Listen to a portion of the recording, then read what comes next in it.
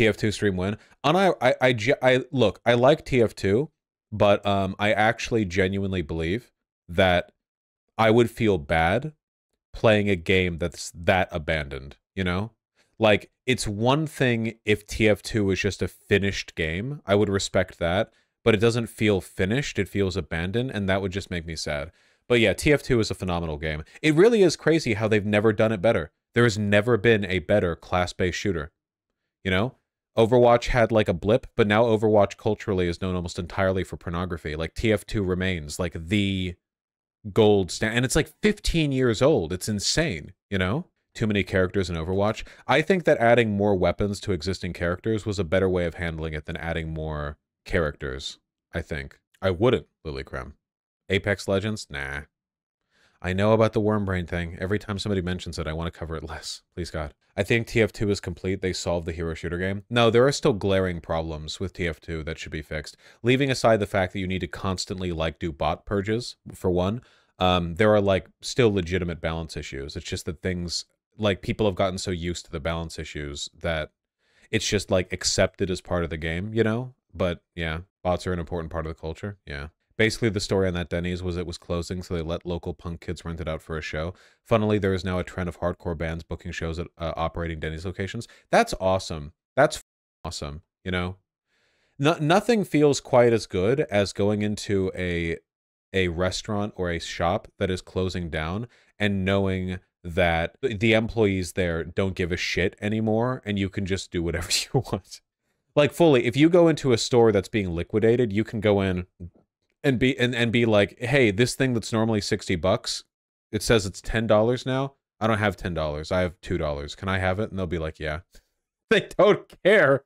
They don't care. You can take the, like, chairs and the desks. Yeah. Cost more to throw it away, lol. Literally, yeah, literally. TF2's character writing is also part of why I think it's so memorable. Man, some of my most fond memories of TF2 are the official comics they put out.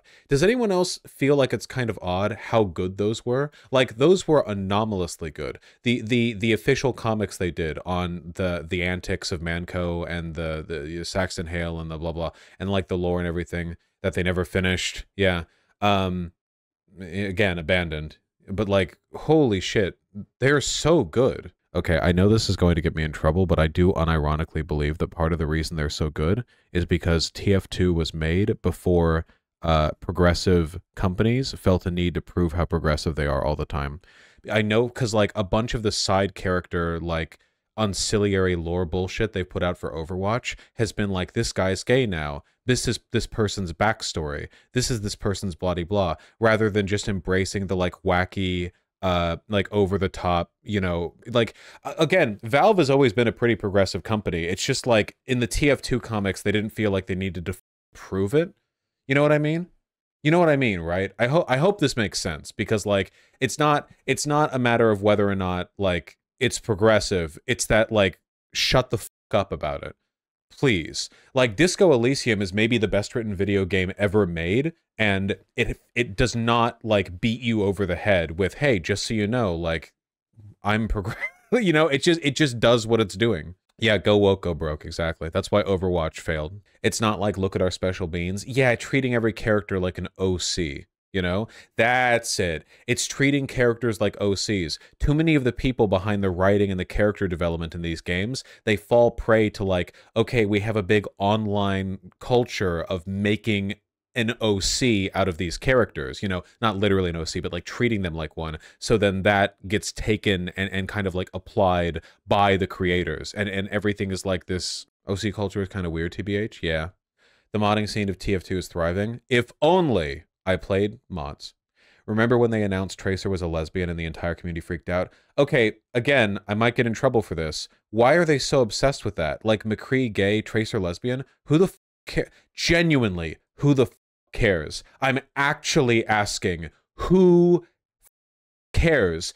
People online who want Tracer to be lesbian already think she's lesbian. With no one, like, there wasn't anyone who was thinking like, man, I wish Tracer was lesbian, you know, if only. And then they confirmed it, and, like, just don't talk about it and let the, like, tone of the community and the game set the standard. The fact that Overwatch's characters were already very diverse was all you needed, you know? But the more you draw attention to it, the more it feels like pandering when it doesn't have to. I didn't feel like it was pandering when they made like every character in Overwatch some different ethnicity or race, because that's how the world is. The world is diverse, you know? But then if you're doing like side content in the comics or whatever, where it's like, hey, listen, check this out, you know? Like, did you know they're gay? And it's like, okay, like, yeah, but to me, it just cheapens it, honestly, you know? Like, you leave to others what you want. This would be, like, I don't know. Like, there's already, for over a decade, there has been so much,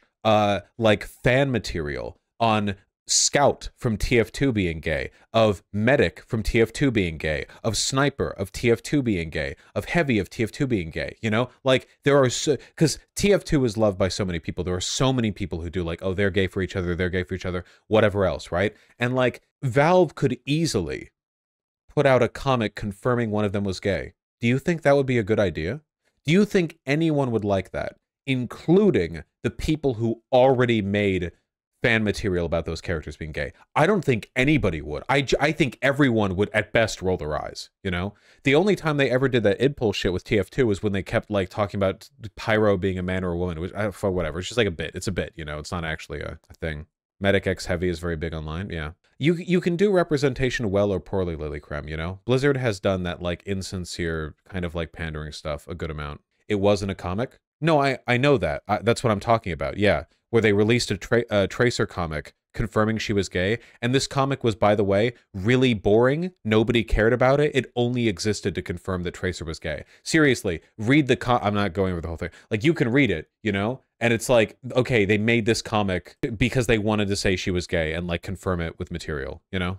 It's like, okay, does Scout have T-boy swagger? Yes. I remember feeling inspired by that, but I was also like 12 or 13. To be clear, I think representation is a good thing. I just think that if you want to do the TF2 thing with Overwatch, because remember, all class-based multiplayer shooters are trying to be TF2. All of them, right? Overwatch was heavily modeled off of TF2. Like, TF2 was like the god that they're building atop the shoulders of, right? So, you know, if you want to have like a diverse, interesting, like over-the-top superhero-like comic cast of characters to play as, you know, they need to be bombastic, have a lot of personality. And I just feel like it takes away from that in a lot of ways when it's like, oh, okay, we're going to release side material. And it's like, yeah, they're gay. Okay, it's like, okay, you know, make it, if you want one of them to be gay, by the way, make that like relevant to their character. Yet, if you wanted Tracer to be gay, have her be like a butch ass bitch. Have her with oversized cargo shorts and like a carabiner or like hooked to the side and like a Henley shirt tucked in and like just give her hickeys on the neck, like as part of the character model that you play as in game. I don't give a shit. Yeah, lean into that, you know? But instead they don't do that, right? Instead they just I don't know. It's like the OC thing. Like, if you're gonna make that a part of the character, make that a part of the character, you know? I don't know. Just like tacking on it, you know? I don't give a shit. You saying that they should commit to the gay? Yeah. Like, yes, femme lesbians exist.